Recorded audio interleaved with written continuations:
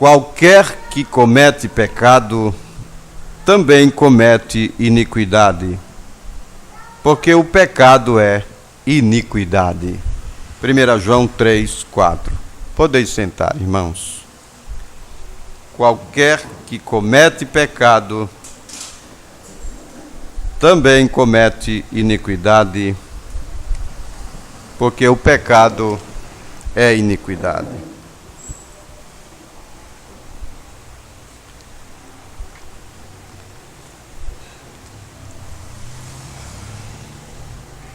Pela graça de Deus, nós estamos aqui. Paulo disse em Romanos 8, verso 37, que nós somos mais do que vencedores por aquele que nos amou. A graça de Deus se ha manifestado, trazendo salvação a todos os homens. É o que nos declara a Bíblia na carta de Paulo a Tito, capítulo 2, versículo 11. E por sua graça estamos aqui. Vamos falar sobre pecado. O que é pecado? Pecado, na linguagem do profeta de Deus, é errar o alvo. A própria Bíblia responde, porque o pecado é iniquidade. E iniquidade é você saber fazer o certo e fazer errado. Isso é pecado, é iniquidade. É você ter a consciência do que é correto, do que é certo, e você fazer errado. Na mensagem Hebreus, capítulo 6, segunda parte, Hebreus capítulo 6, segunda parte, no parágrafo 310, o profeta dá a definição sobre pecado. Ele disse: o que é pecado? Ele disse: incredulidade. Pecado é incredulidade. E aí ele traz São João, capítulo 3, versículo 18, Jesus dizendo: quem crer será salvo. Quem não crer já está condenado. João, capítulo 3, versículo 18, é assim que a Bíblia está dizendo. E o profeta segue dizendo aqui: pecado não é fumar, não é beber, não é prostituir. Pecado é incredulidade. Parágrafo 310 da mensagem Hebreus, capítulo 6, segunda parte. Ele está dizendo: pecado não é fumar, beber, cometer adultério. Você faz isto porque você é um incrédulo. Estes são simplesmente os atributos. Você faz isto porque é um incrédulo. Parar de fumar, parar de beber e demais coisas significa que você é um cristão. Estes são simplesmente os atributos da sua conversão. Mas você pode estar em qualquer um dos lados e continuar não ser. Então, o que é pecado? Pecado é incredulidade. E foi o veneno que Satanás borrifou, na linguagem do profeta de Deus, na mensagem O Poder de Deus para Transformar. Ele disse que Satanás borrifou o seu veneno ali no Jardim do Éden. O veneno da incredulidade, o veneno da dúvida. E isto trouxe morte sobre a humanidade. Na mensagem manifestação dos filhos de Deus, parágrafo 75, o profeta está dizendo. Ele vai nos ensinando aqui que pecado não é uma criação. Pecado não é uma criação. Pecado é uma perversão. Há somente um Criador e este é Deus. E Deus não é criador do pecado. Vocês entendem? Por isso o profeta disse que pecado não é uma criação. Porque só há um que pode criar. Só há um Criador e este é Deus. E Deus não criou o pecado. Pecado é a justiça pervertida. O que é um adultério é a retidão pervertida. O que é uma mentira é a verdade não apresentada. O que é uma palavra maldita são as bênçãos de Deus tornadas para uma palavra maldita. É o contrário de uma bênção. O pecado não é uma criação. O pecado é uma perversão. Então, Satanás não pôde criar o pecado. Ele simplesmente perverteu o que Deus havia criado, e isto é exatamente correto. A morte é simplesmente uma perversão da vida. A morte é uma perversão da vida. Então, este veneno de Satanás, borrifado ali no Jardim do Éden, trouxe então morte.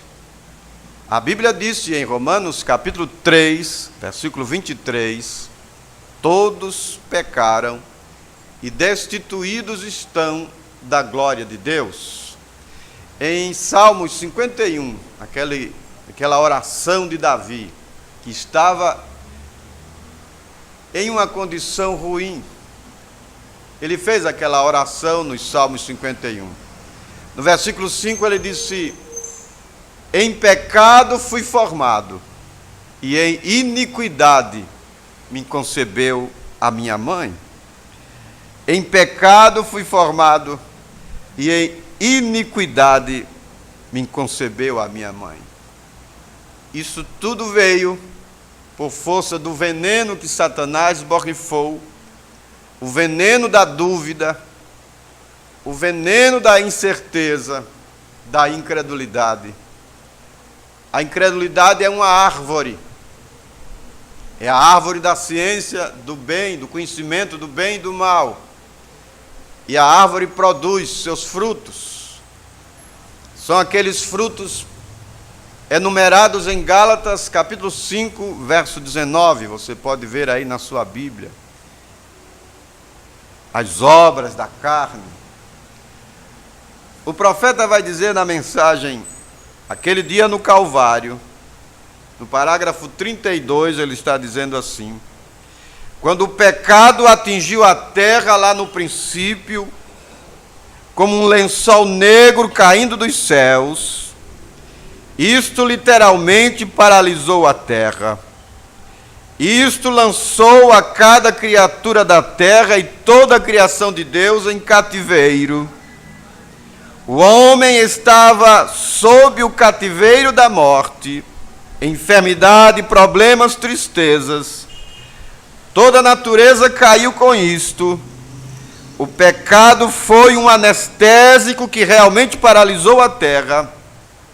Estávamos assentados aqui, sem esperança, porque cada criatura na terra estava sujeita a isto. E cada um nascido na terra estava sujeito a isto. Então isso tinha que vir de algum lugar onde não havia nenhum pecado. Isso não podia vir da terra. Este lençol negro caindo dos céus escureceu a coisa. E quando está escuro, você não enxerga o caminho. O homem ficou sem direção. Ele ficou sem saber para onde ir. Ali não havia nenhum caminho para voltar. Ele ficou perdido e ele não sabia para que lado virar. Estava escuro. Um lençol negro caiu sobre a terra. Ele não sabia para que lado irá, ele simplesmente saiu peregrinando, tentando encontrar em outra parte aquilo que ele pôde encontrar naquele lugar lá atrás. Algo do lado de dentro dele lhe disse que ele veio de um lugar que era perfeito. Dentro do homem tem isso, que veio de um lugar que era perfeito. A morte entrou, a enfermidade tomou lugar, os problemas tomaram forma, mas graças a Deus, e Deus tem provido um caminho. Ele acendeu a luz. Satanás colocou o seu lençol negro sobre a terra, mas houve um que veio e acendeu a luz, clareou. A Bíblia disse na primeira carta de São João, capítulo 3, no versículo 8, a Bíblia está dizendo ali, você pode ver, verso 8 de São João 3, quem comete pecado é do diabo, porque o diabo peca desde o princípio. Desde o princípio, ele trouxe a escuridão do pecado sobre a terra, mas houve um que trouxe a luz. E o apóstolo segue dizendo, para isto o Filho de Deus se manifestou. Para quê? Para desfazer as obras do diabo. 1 João 3,8. Foi para isso que o Filho de Deus se manifestou. A morte entrou, a enfermidade entrou, os atributos da incredulidade tomaram forma, mas houve um que se manifestou para desfazer tudo isto. De fato, o diabo tem o seu poder deformador. Ele tem o seu poder deformador. Mas há um que tem o seu poder transformador. Há um que muda as coisas. Jesus Cristo veio desfazer as obras do diabo. Não mais pecado. Aquele dia no Calvário, o profeta disse que encerra o assunto do pecado para sempre. Parágrafo 27 desta mensagem, aquele dia no Calvário. Aquele dia no Calvário encerra o assunto do pecado para sempre. Irmãos, o homem sofre internamente, psicologicamente, mentalmente. O pecado nos traz depressão. Mas eis aqui está o maior psicólogo que existe. Estas palavras, esta palavra de Deus, a mensagem de Elias, vem e revigora a nossa autoestima. Você ouvir uma palavra desta, quando ele disse, aquele dia no Calvário encerra o assunto do pecado para sempre. Isto tem que elevar a nossa autoestima. Isto tem que nos colocar para cima.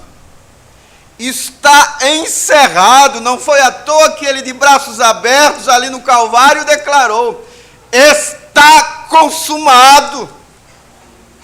Tudo está consumado. Eu cumpri a justiça. Em outras palavras, ele estava dizendo isto. Eu cumpri o propósito. Eu vim aqui nesta terra parar na brecha. Eu vim aqui nesta terra derramar sangue, rasgar a cédula de dívida. não há mais culpa. O que temos que fazer como filhos de Deus? Somente crer. Somente crer e tomarmos posse. Em Romanos capítulo 6, verso 23, todos conhecemos essa escritura, os evangelistas. Romanos 6, 23, porque o salário do pecado é a morte, mas o dom gratuito de Deus é vida eterna por Jesus Cristo. O verdadeiro evangelista, ele mostra os dois lados. O verdadeiro evangelista não mostra só o inferno, e que você está condenado, que você está... Não, o verdadeiro evangelista mostra a saída, mostra o caminho. O salário do pecado é a morte, é verdade. O homem sem Deus, ele está perdido, é verdade. Mas há um caminho, há uma porta aberta. O dom gratuito de Deus é Jesus Cristo. A vida eterna por Jesus Cristo. Mas o dom gratuito de Deus é a vida eterna por Jesus Cristo, nosso Senhor.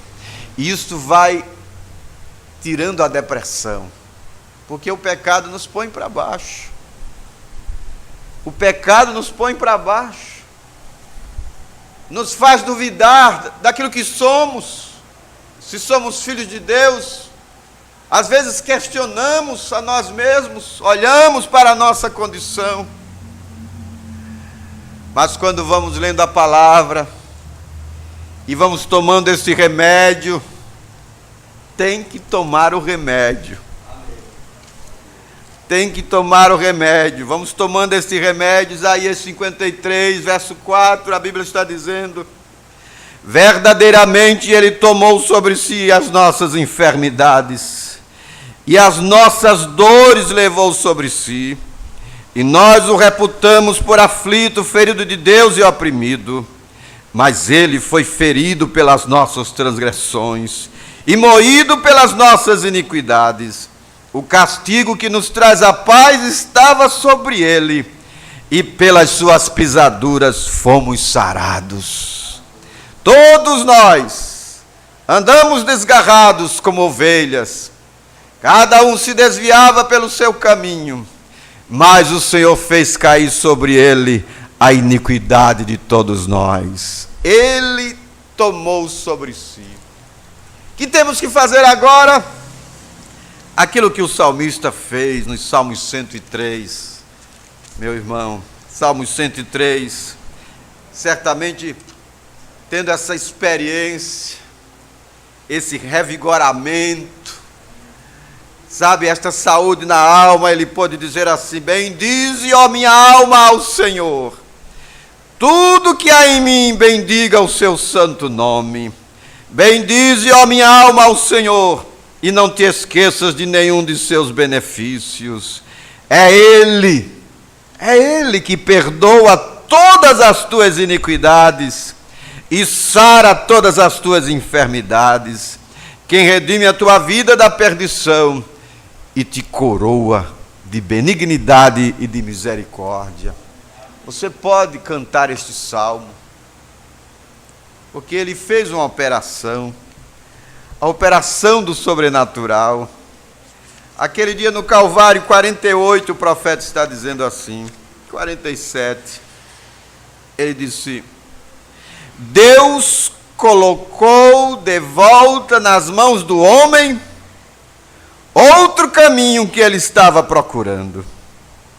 Ele não tinha que chorar mais.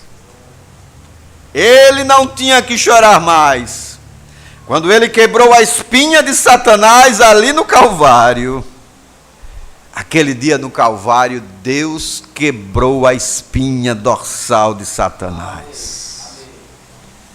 A coluna do pecado, da enfermidade, isto traz cada ser mortal na terra de volta para a presença de Deus com os pecados perdoados.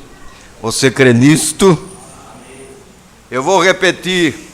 Isto traz cada ser mortal na terra de volta para a presença de Deus com os pecados perdoados. Nossos pecados estão perdoados, você crê? Satanás não pode nos obscurecer mais de Deus. Há um caminho feito, há um telefone ali, há uma linha para a glória. Isto faz com que cada pessoa alcance aquela linha. Se um homem está cheio de pecado, isto o deixou em contato com a velha central, ele pode ser perdoado daquele pecado. Não somente isto, mas aquele pecado é pago, já foi pago. Glória! Você não tem que dizer, eu não sou digno. Certamente você não é. Você nunca poderia ser. Mas um que é digno tomou o seu lugar. Você está livre. Você crê nisto? Você está livre. Você não tem que se preocupar mais. Você não precisa ser um homem buscador de prazeres aqui na terra. Há uma fonte cheia de sangue que corre das veias de Emanuel, onde pecadores mergulham abaixo das águas e perdem todas suas manchas de culpa. Eu creio nisso. Você não tem que estar perdido. Há um caminho e um caminho do alto, e é chamado o caminho da santidade. O imundo não passará sobre ele, pois ele vem primeiro à fonte, então ele entra no caminho do alto. Ele rompeu os poderes de Satanás. Você crê? Isto é a mensagem do profeta de Deus para este tempo. Isto nos anima. Isto tira a depressão. Isto tira o medo de se perder. Cristo já nos resgatou. Cristo já nos libertou. Ele disse, você está livre. Eu tenho que crer nisso. Você deve crer assim. Nós não temos que ser como que derrotados. Não tem necessidade. Nós vimos ontem. Nós somos mais do que vencedores. Somos mais do que vencedores. Agora, a pergunta é, cristãos pecam? Cristãos pecam? Cristãos de Deus pecam? Cristãos de Deus pecam? Essa é a pergunta. E o profeta responde com a Bíblia. Perguntas e respostas número 9, parágrafo 129. Alguém perguntou ao profeta, os cristãos pecam? Ele disse, absolutamente não. Não há nenhuma escritura onde diga que um cristão peca. Ele não pode pecar. Agora, se você estiver olhando para este homem cá de fora,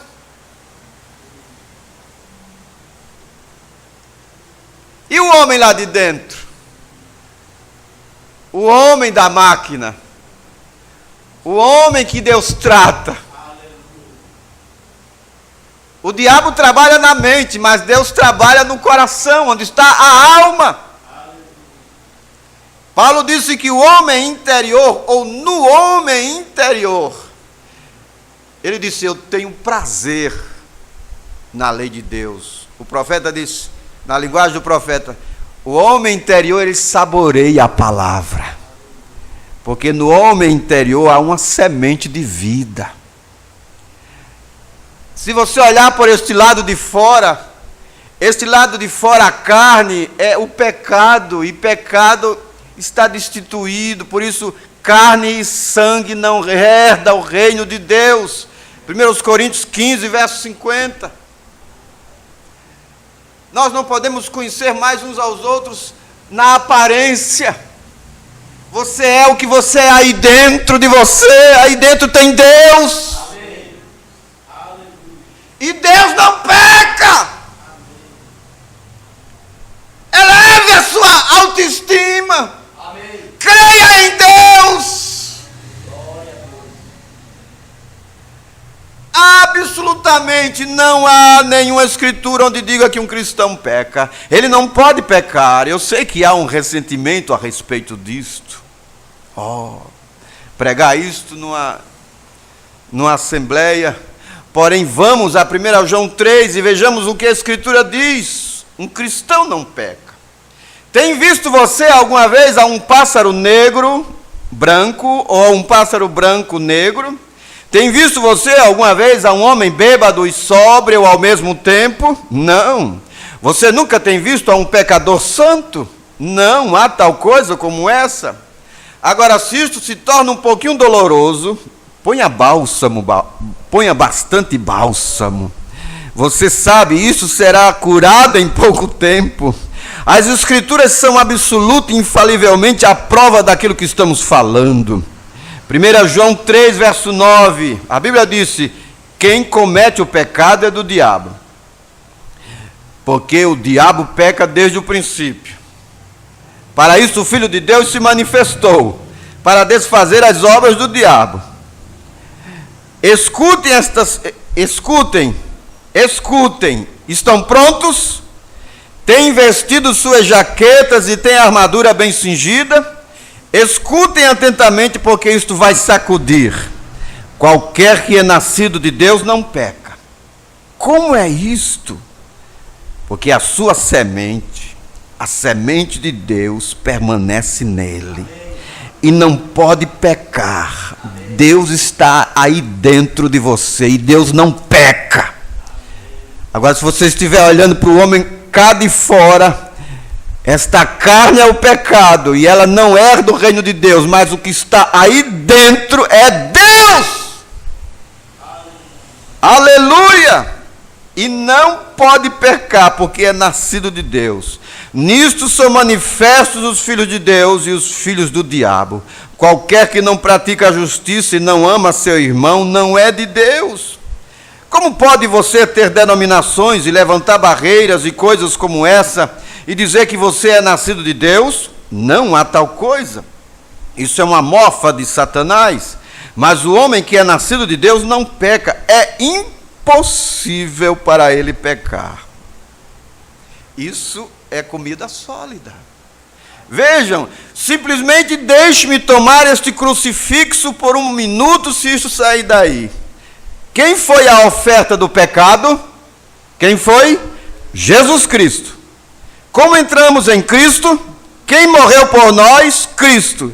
Quem o fez morrer? Nossos pecados. Ele tomou minha punição, é isso correto? E então, como eu entro nele? Por um Espírito, nós somos todos batizados dentro do corpo. 1 Coríntios 12, verso 13. E uma vez neste corpo, nós somos cobertos pelo sangue, livres do julgamento.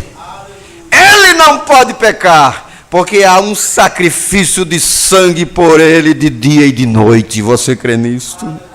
Ele não peca, ele não tem desejo de pecar. Se ele faz alguma coisa errada, ele não tensionava fazer aquilo.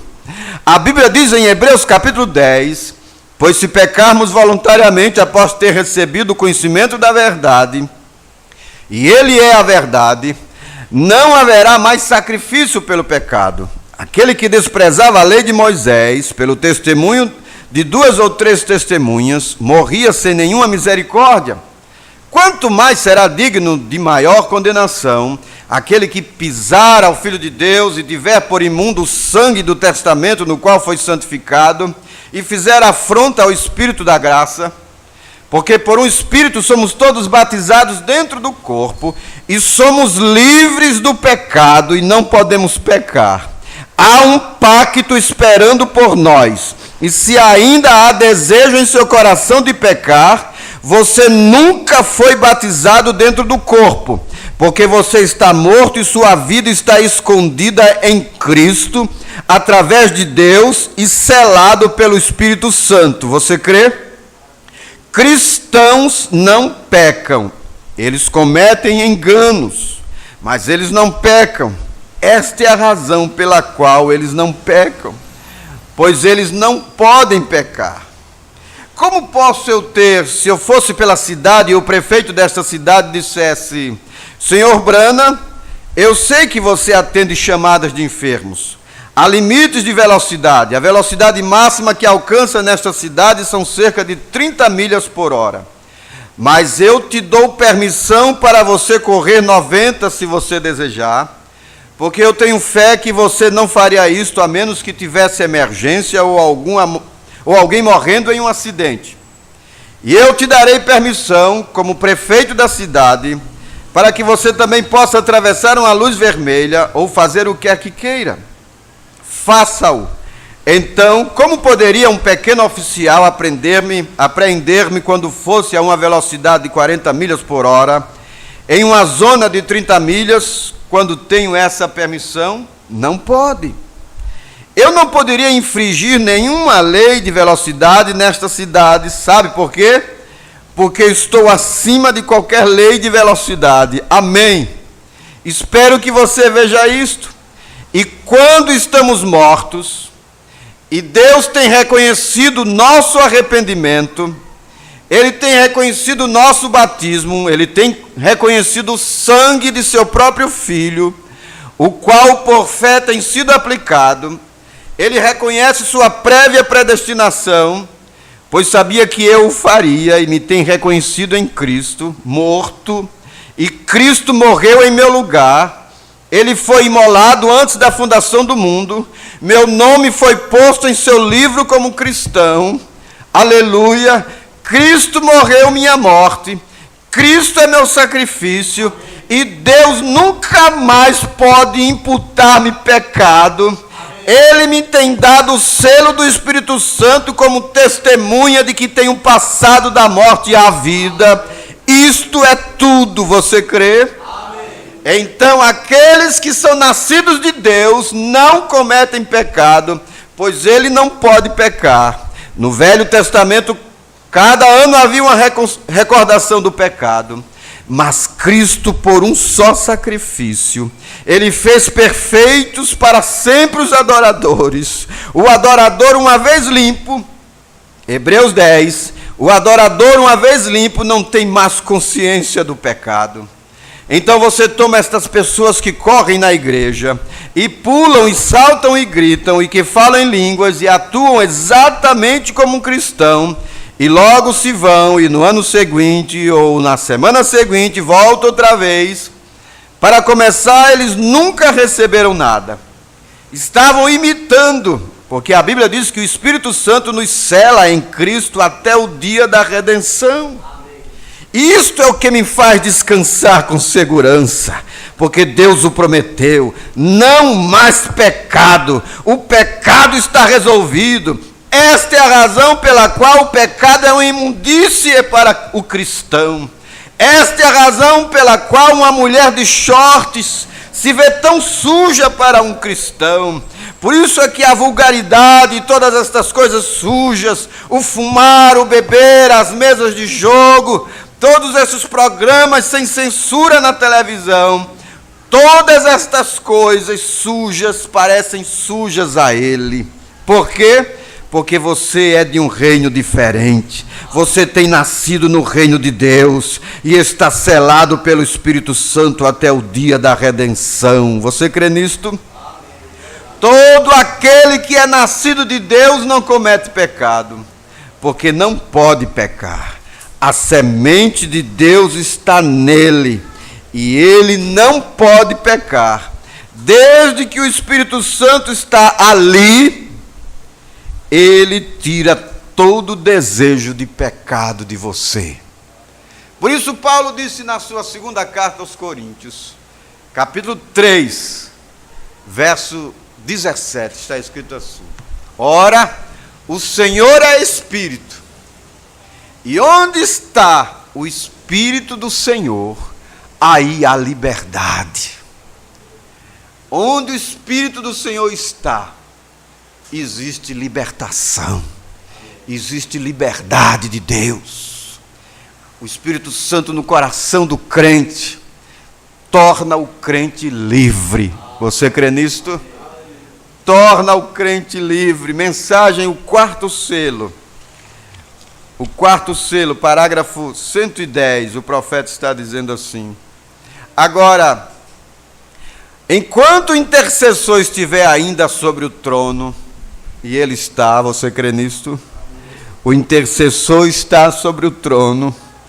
Enquanto o intercessor estiver ainda sobre o trono, Satanás pode continuar suas acusações, porque ele é advogado do lado oposto, ele é o contendor de Jesus Cristo, Cristo está ali, e o adversário diz: porém espere, Adão caiu, Adão fez isto, eu o venci, eu enganei a sua esposa para que cresce numa mentira, e você disse que por isso ela seria condenada. Porém, ali também está o mediador. Amém. O Redentor semelhante. Amém. Está parado ali com sangue que pode tomar o coração do pecador mais vil e mudá-lo. O mediador está sobre o trono. Você crê? Há um ali intercedendo por mim e por você. Satanás disse: são culpados. Jesus respondeu: não são, não são. O cloro foi inventado ou fabricado para tirar as manchas, para desfazer a cor da tinta ou de qualquer outra mancha. O cloro desfaz, e você não pode encontrar nem os elementos, porque regressam outra vez a gases, à luz cósmica, a moléculas e aos elementos originais de onde vieram. Se é uma criação, tem que ter um criador. Porém, todas as substâncias químicas que foram fabricadas e compostas, todas são desfeitas e não fica nada. Mesmo a água da tinta se une ao cloro, o qual é cinza. Amém. Glória a Deus. Tudo é limpo. Isso é o que o sangue de Jesus Cristo faz para o verdadeiro Filho de Deus, que confessa o pecado e se encontra justificado em sua misericórdia e bondade. É algo tão tremendo que Deus diz: nem o posso recordar jamais. Ele é absolutamente meu filho. Você crê? Em verdade te digo, que se disseres a este monte: lança-te ao mar, e não duvidares em teu coração, antes creres que receberás o que tens pedido, assim sucederá, e podes ter o que pedes. Tu és um filho redimido. Você crê? Tu és um filho redimido. Eu sei que isto é verdade. Eu tenho visto esquilos aparecer em 6 ocasiões distintas, não havendo nada ali. Assim como ele pôde criar esquilos, também pôde criar moscas ou o que for. Ele é Deus o Criador.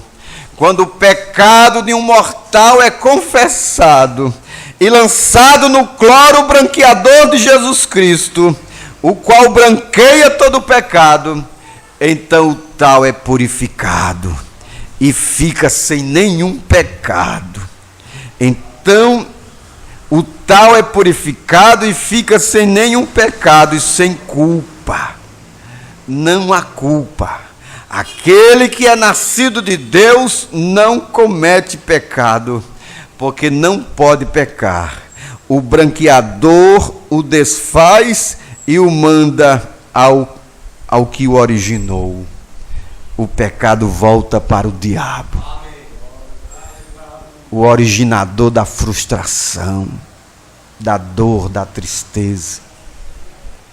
Por isso, há um lago de fogo que foi preparado para este diabo. Este diabo que é o acusador, quem deu origem à frustração, à dúvida, à incerteza, à morte, à tristeza. O lago de fogo está com a boca bem aberta, esperando por ele, por este diabo que será lançado na segunda morte. Agora, quem tentará acusação contra você? quem tentará acusação contra os filhos de Deus? Quem pode te acusar? Isso é Romanos 8, verso 33. Quem tentará acusação contra os escolhidos de Deus? Ele disse, é Deus quem os justifica. Amém. E quando o homem é justificado, ele tem paz com Deus. Romanos 5, verso 1. Quem tentará acusação contra os escolhidos de Deus? É Deus quem justifica você, que nos torna justos. É Deus. Agora, um cristão, ele não abusa da graça. Um cristão não abusa da graça. Paulo disse isso em Romanos capítulo 6, versículo 1, você pode ver na sua Bíblia. Já estamos chegando na conclusão. Romanos 6, ele disse, que diremos, pois? Permaneceremos no pecado para que a graça abunde? Vamos viver então qualquer classe de vida porque cristão não peca? Não. De modo nenhum. Ele disse no verso 2 de Romanos 6. De modo nenhum. Nós somos feituras suas, criados para seu louvor. Amém. É o que Paulo disse aos Efésios, capítulo 1. Somos feituras suas, criados para o seu louvor. Permaneceremos, pois, no pecado para que a graça abunde? De modo nenhum. Nós que estamos mortos para o pecado, como viveremos ainda nele? Ou não sabeis que todos quantos fomos batizados em Jesus Cristo, fomos batizados na sua morte? O cristão não abusa da graça. Não abusa da graça. Porque somos feitura sua. Em Cristo Jesus, para as boas obras, as quais Deus preparou para que andássemos nelas. Efésios 2, verso 10. Nele digo, em quem também fomos feitos herança,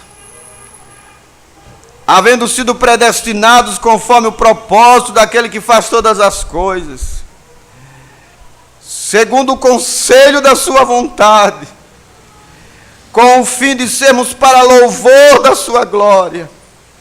Nós, os que primeiro esperamos em Cristo, e em quem também vós estáis, depois que ouvistes a palavra da verdade, o evangelho da vossa salvação, e tendo nele também crido, fostes selados com o Espírito Santo da promessa. Efésios capítulo 1, versículo 11 ao versículo 13. Um cristão de Deus não abusa da graça de Deus. Porque o amor de Deus, o amor lança fora todo medo, cobre multidão de pecados. O amor de Deus nos constrange a não fazermos nada que o desagrade. Não é por uma obrigação, não é por força, não é por legalismo, é por amor. Nós o amamos porque ele nos amou primeiro. É assim que João disse. E a última citação aqui com o profeta de Deus. Mensagem Hebreus capítulo 6, terceira parte. Parágrafo 95. Agora, eles apanharam por ter errado.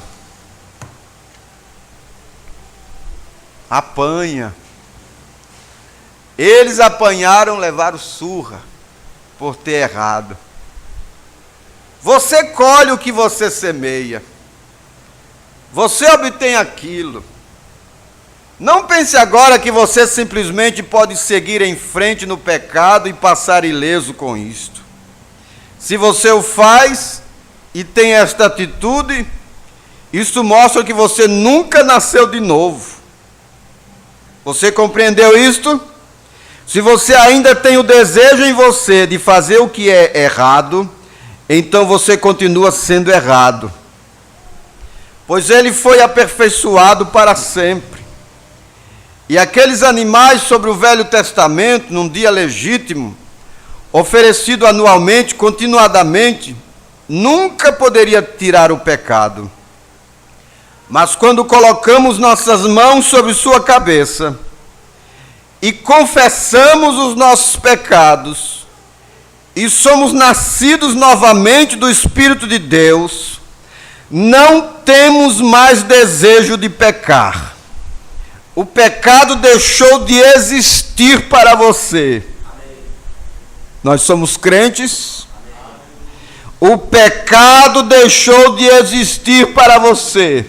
Isto é por todo tempo e eternidade. Amém. Amém. Você tem que olhar lá para dentro, o que você é lá dentro. Lá dentro é Deus. Cristo em você. E cada vez mais que você alimenta o homem lá de dentro, você vai ficando forte. E vai tendo controle e domínio da situação. Controle das paixões. Controle desta carne. Se você alimentar o Espírito com oração, nós ouvimos aqui, oração, leitura da Bíblia, vindo para os cultos, vida devocional, tempo para Deus, você vai ficando forte, e você vai dominando este temperamento, dominando esta carne. O pecado deixou de existir para você. Você cometerá enganos, você cairá, você fará coisas erradas. Às vezes você sairá e fará coisas. Aquilo não significa que você está perdido. Aquilo significa que você vai passar por correção. Meu garotinho, muitas vezes, meus filhos fazem coisas, os seus fazem também. Eles sabem que isto é contra suas regras. E eles sabem o que esperar quando eles fazem isso. Eles vão ganhar uma surra por isso, às vezes uma bem boa, mas continua sendo filho. Amém. Com certeza. E o filho aceita a correção. Amém.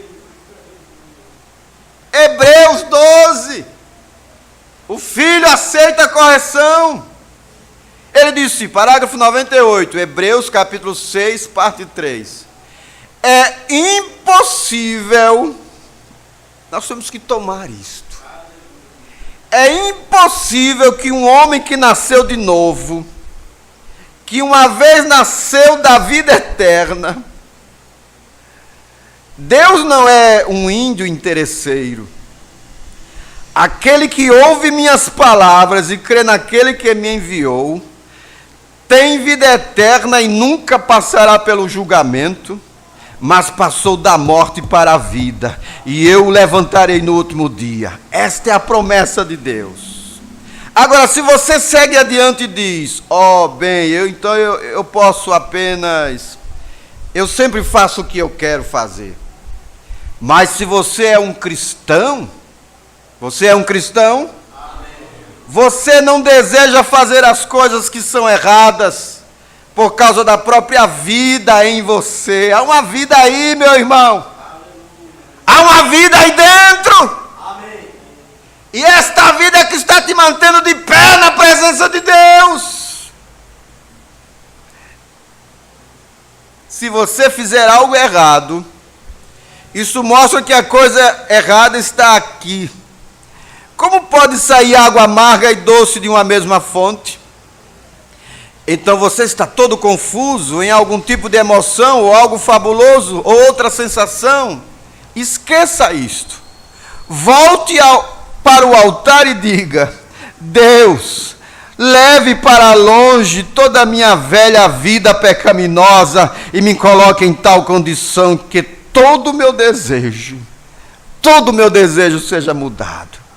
Aquele que nasceu de Deus não comete pecado, isto é correto. Ele não tem nenhum desejo de fazer tal coisa. Com certeza o diabo lhe colocará uma armadilha aqui e ali, mas não intencionalmente. Assim diz a Bíblia. Vem, o diabo lhe fará uma armadilha agora e depois. Claro que ele fará. Ele tentou fazer uma armadilha para o nosso Senhor Jesus. Ele fez com Moisés e o apanhou. Ele fez com Pedro e o apanhou. Ele fez com muitos. Pedro até mesmo o negou. Mas então ele saiu e chorou amargamente. Havia algo nele. Havia algo para arrepender. Havia algo lá dentro. Quando a pomba retornou para a arca, o corvo saiu, gralhou por ali. Tudo bem, ele estava numa arca. Mas quando ele saiu, a sua natureza era diferente. Ele pôde comer toda a velha carniça que ele quis e se saciar. Por quê? Para começar, ele era um corvo e ele era um carniceiro. Ele não era bom. Ele era um hipócrita e se assentava no poleiro com a pomba, todo orgulhoso quanto a pomba. Ele podia voar para qualquer parte que a pomba voava, mas ele podia comer boa comida como a pomba comia. E agora ele podia comer comida estragada, o que a pomba não podia comer. Pois a pomba é uma mistura diferente. Ela tem um feitio diferente. Ela é uma pomba. E uma pomba não pode digerir comida podre, porque ela não tem nenhum fel. E um homem que é nascido do Espírito de Deus se torna uma pomba de Deus, a sua natureza, sua transformação, sua estrutura. Se você colocasse o espírito da pomba no corvo, ele nunca se assentaria numa carcaça morta. Se ele descesse por engano, ele com certeza se afastaria imediatamente. Ele não poderia suportar aquilo.